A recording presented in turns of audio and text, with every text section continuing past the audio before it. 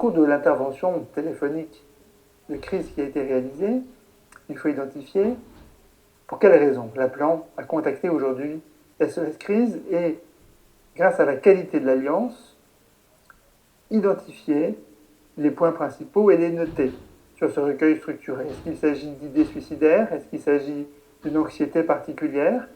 Est-ce qu'il y avait là la question d'un passage à l'acte imminent? Est-ce que c'est en rapport avec le suicide récent d'un proche?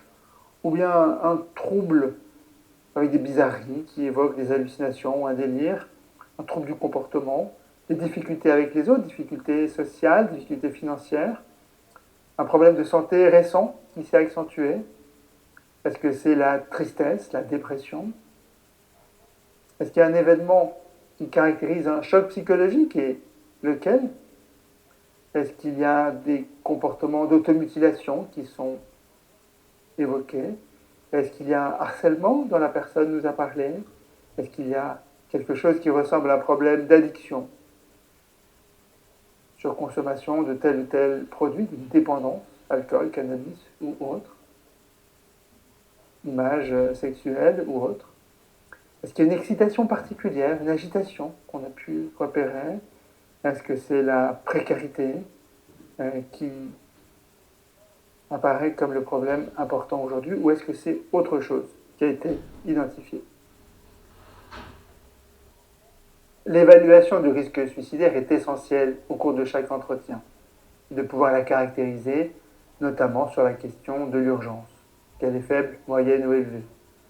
On considérera qu'elle est faible si la personne qui nous appelle souhaite parler, est dans une démarche pour trouver des solutions. On n'a pas de plan précis de suicide ou de fin de vie. On voit qu'elle a des stratégies pour faire face au stress auquel elle est confrontée et qu'elle n'est pas troublée de façon anormale. Le niveau va être considéré comme moyen en termes d'urgence s'il y a une intention suicidaire qui est exprimée, si on sent une instabilité émotionnelle, et si la personne évoque un scénario, ça veut dire un plan, comment elle pourrait terminer sa vie, qu'elle pense à abréger. Mais on voit que le suicide apparaît encore comme une action, une solution, mais elle cherche de l'aide et elle se sent isolée. On pourra qualifier le niveau d'urgence de moyen dans ce cas. On le caractérisera d'élevé si le plan est déjà envisagé, structuré, qu'il est décidé pour être réalisé dans les jours qui viennent et qu'il est dit sur un mode que l'on appelle un peu sans émotion. Alors qu'il nous parle de l'intention de mourir, on sent presque pas de tristesse. On le sent même pas tellement anxieux ou peut-être agité, mais en rationalisant, ça veut dire qu'il donne une cohérence à cette intention de passage à l'acte comme quelque chose qui s'impose à lui avec un peu de froideur qui va nous préoccuper. Et on entend en même temps le degré de souffrance morale très important, et puis on va repérer s'il a ou pas un accès aux moyens qu'il a envisagés pour se suicider, en tous les cas tel qu'il va nous le dire lui. Et ces éléments-là vont caractériser un niveau élevé de l'urgence suicidaire. La question du danger, que l'on va caractériser là aussi entre faible, moyen et élevé. Faible s'il n'a pas d'accès aux moyens qu'il a évoqués pour mettre fin à ses jours. On va le considérer comme moyen s'il y a un accès à ces moyens et qui nous évoque quelque chose que l'on considère comme potentiellement dangereux, une arme, des médicaments ou différents produits auxquels il a accès et qu'il pourrait utiliser. Et là, on va passer à la catégorie la plus importante d'un niveau élevé de danger s'il a un accès immédiat à ces moyens qu'il a envisagés pour mettre fin à sa vie. Pour évaluer la gravité de la crise, nous vous proposons de considérer la notion de douleur morale de l'appelant et savoir, dès que l'alliance a été établie, au début de l'échange, lui demander ce qu'il en est. J'ai l'impression que vous avez une souffrance importante que j'aimerais qualifier avec vous. Si on considère que cette douleur pourrait être considéré entre 0 et 10, 0 étant l'absence de douleur, entre 1 et 3 une douleur légère, entre 4 et 6 une douleur modérée, entre 7 et 9 une douleur notable et 10 une douleur très intense. Vous considérez que actuellement votre douleur serait de quelle valeur exactement? Et on va le noter sans faire de commentaires, mais peut-être en considérant tel ou tel niveau. Et à la fin de l'entretien, on va lui proposer à nouveau de mesurer ensemble l'intensité de sa douleur morale pour voir comment elle est maintenant, après l'échange que vous avez pu avoir avec lui. Avec la même échelle, de 0 à 10, 0 aucune douleur, entre 1 et 3 une douleur qui serait légère, entre 4 et 6 une douleur qui serait modérée, entre 7 et 9 une douleur notable, et 10 une douleur très intense. Vous diriez qu'elle est située à quel niveau d'intensité pour vous maintenant? Comment vous la ressentez entre 0 et 10, cette douleur? Et puis pour nous, en tant qu'intervenants, on va considérer également de quel type de crise il s'agit. Est-ce que c'est une crise psychosociale qui caractérise la situation des problématiques économiques, par exemple, des problématiques de changement, des problématiques liées à l'interaction sociale, ou bien une crise dite psychopathologique, ça veut dire qui caractérise un niveau de souffrance mentale, comme par exemple un problème de dépendance à un produit, alcool, cannabis, quelqu'un qui a déjà été marqué par la dépression, qui a un traitement psychiatrique, psychotrope, ou une crise dite psychotraumatique, ça veut dire c'est vraiment de façon récente qu'un événement nouveau est survenu, une menace, une violence, un harcèlement, un danger, et donc là, vous pouvez avoir une vision plus claire qui va vous guider pour le plan d'action que vous allez proposer ensuite. Vous allez partager avec l'appelant le plan d'action, vous lui proposez. Quand il s'agit d'une situation, d'une urgence telle qu'il faut être directif, vous allez pouvoir le lui dire. Je suis tellement préoccupé pour vous que je souhaite contacter le 15, le 17, le 18 pour prendre en compte la sévérité de la détresse, de la souffrance que j'ai entendue. Et on va lui dire la démarche que nous allons faire pour qu'il y ait un dispositif spécifique de professionnels qui viennent prendre en compte les éléments de gravité que vous avez repérés. Dans les autres cas, vous allez proposer avec lui en réfléchissant sur les ressources personnelles qui seraient accessibles et qu'il pourrait appeler pour pouvoir faire face à la situation. On peut aussi considérer qu'il y a un problème de santé somatique, physique, ça veut dire une maladie dans son corps, une infection qui le préoccupe, une douleur qui le préoccupe, et donc on va faciliter le fait qu'il puisse se rendre vers des urgences à l'hôpital le plus proche pour lui. Si des éléments de gravité apparaissent sur le plan psychologique ou psychiatrique, eh bien, est-ce que c'est les urgences psychiatriques ou un autre dispositif dédié dans un contexte de crise suicidaire vers lesquels il faut lui faciliter l'accès? On va également considérer l'importance du médecin traitant, qui peut être soit un médecin généraliste, soit un psychiatre traitant ou un autre spécialiste qui le connaît bien, qui pourrait être utile à mobiliser. Il y a peut-être la nécessité à lui rappeler des structures de soins spécifiques sur le plan psychiatrique, peut-être spécialisées en psychotraumatologie ou dans d'autres domaines de la psychiatrie, et donc lui énoncer les structures qui sont à proximité et lui en faciliter l'accès. Toujours très important de considérer qu'il y a également une démarche d'aide ou d'entraide avec des associations qui existent, qui peuvent lui apporter un recours précieux. On peut parler là notamment de tout le réseau narcotique anonyme, alcoolique anonyme, qui sont exemplaires en termes de ressources associatives, mais il y a également des ressources sur le plan du conseil juridique, du soutien social, qui peuvent être mobilisées et les rappeler auprès de notre appelant. Bien sûr, on va insister sur tous ceux que nous connaissons bien comme partenaires qui sont engagés avec SOS Christ, dont on va pouvoir le dire le lien étroit que nous avons avec eux et qui pourront apporter une attention encore plus précise à la demande qui sera faite.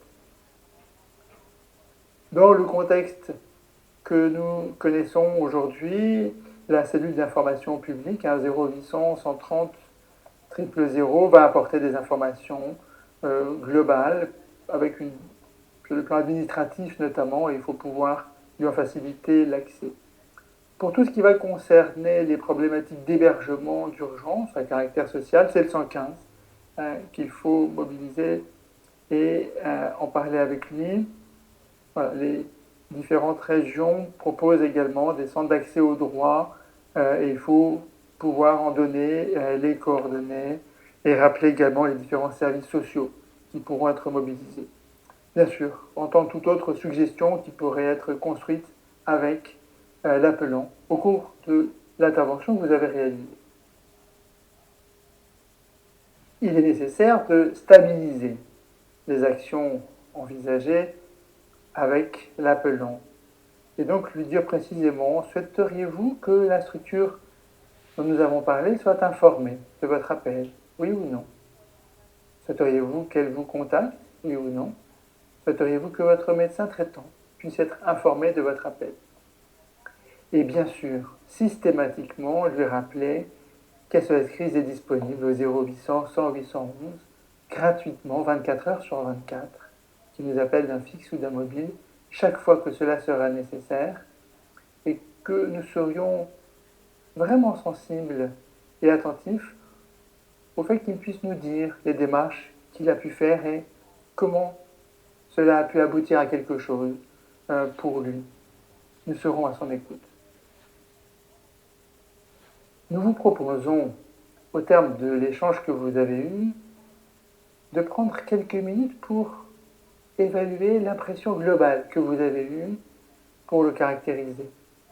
En premier lieu, quel était le niveau d'inquiétude que vous avez pu en ressentir vous-même, en le considérant de 0 à 10 à nouveau, 0, aucune inquiétude particulière, entre 1 et 3, une inquiétude pour vous, que vous avez ressentie au cours de cet appel, qui est légère, qui est modérée et qui serait cotée entre 4 et 6, que vous qualifierez de notable entre 7 et 9, ou vous qualifierez de très intense l'inquiétude que vous avez ressentie vous-même émotionnellement par rapport à cet appel que vous avez pu recevoir.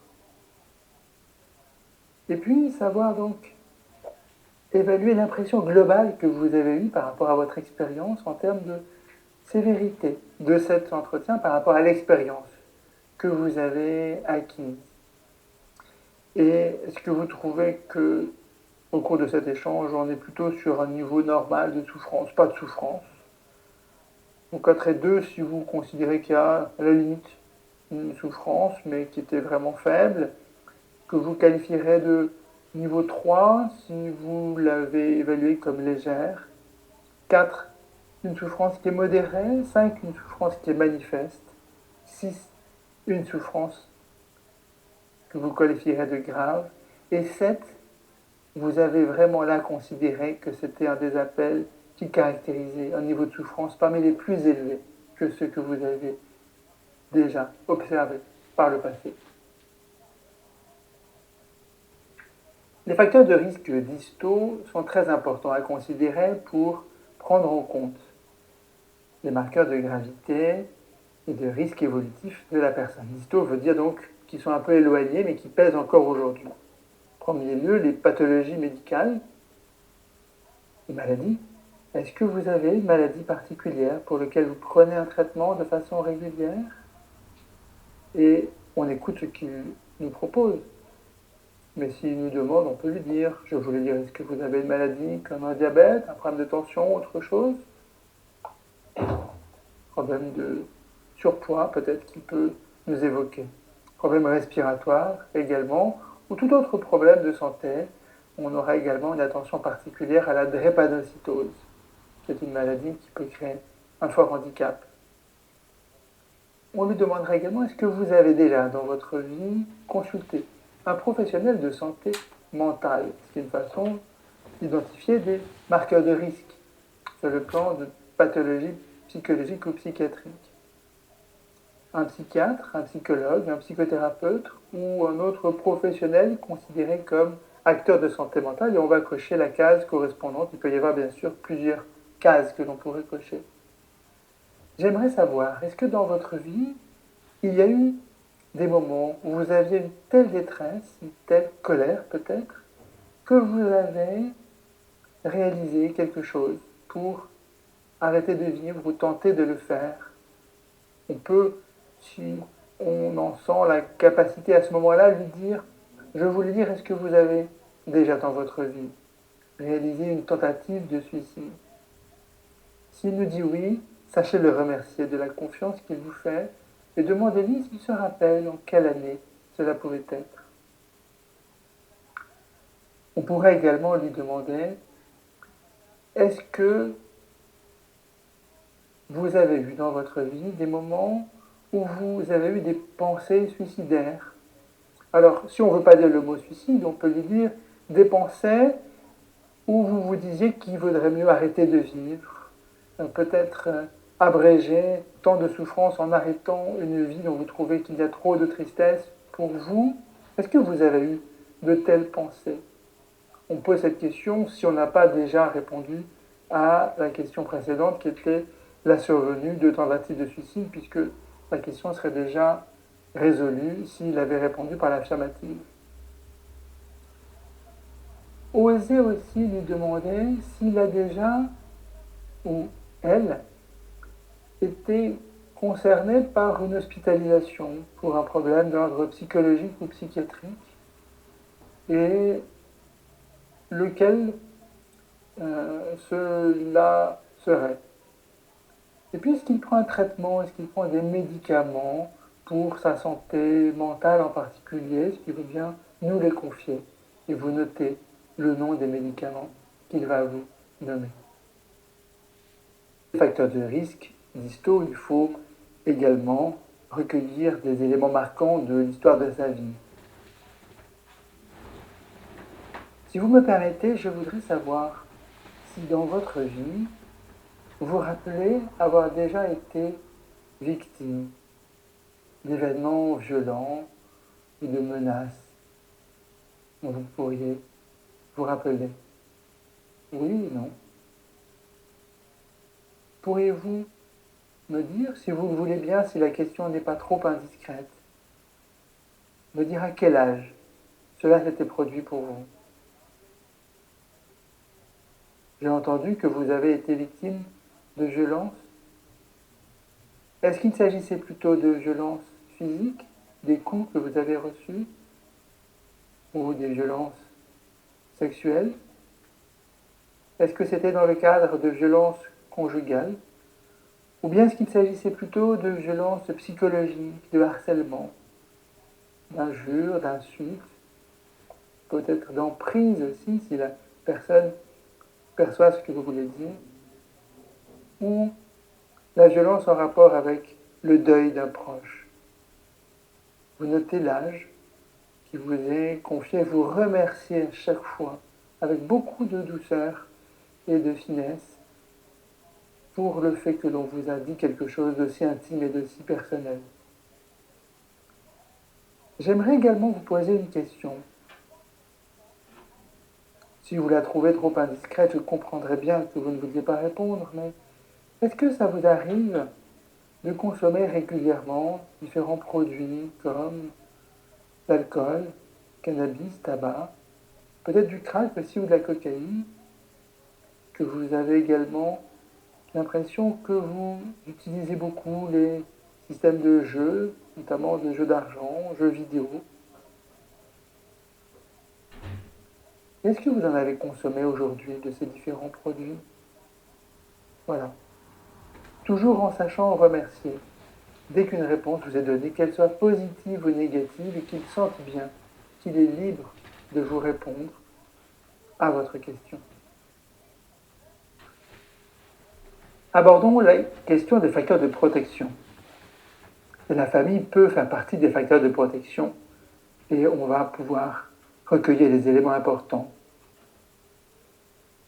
Est-ce que vous pourriez me préciser si actuellement vous vivez seul, célibataire? Est-ce que vous êtes en couple?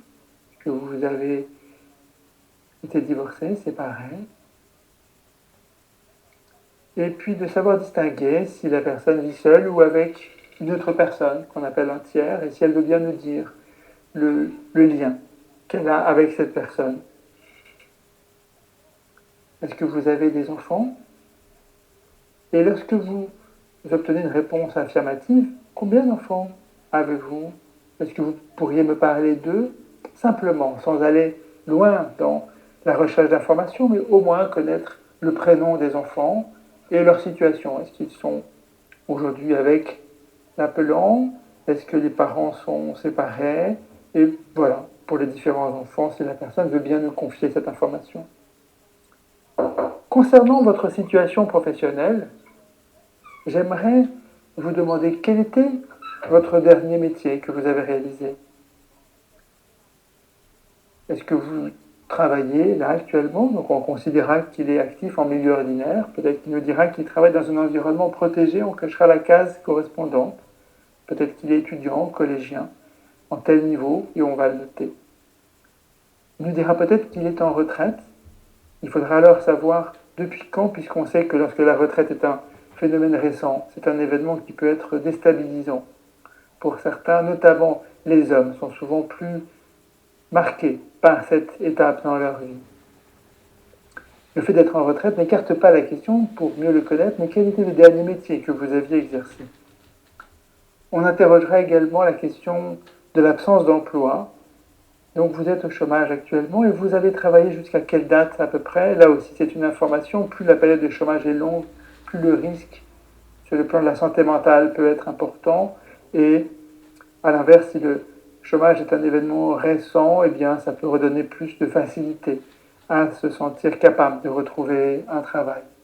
On notera également si c'est une personne qui est au chômage mais qui n'a jamais travaillé, peut-être une personne jeune mais qui du coup n'a pas d'expérience professionnelle. Il peut s'agir aussi d'une personne qui est inactive et qui n'est pas au chômage, peut-être une situation de handicap, et on pourra le repérer, c'est un facteur important.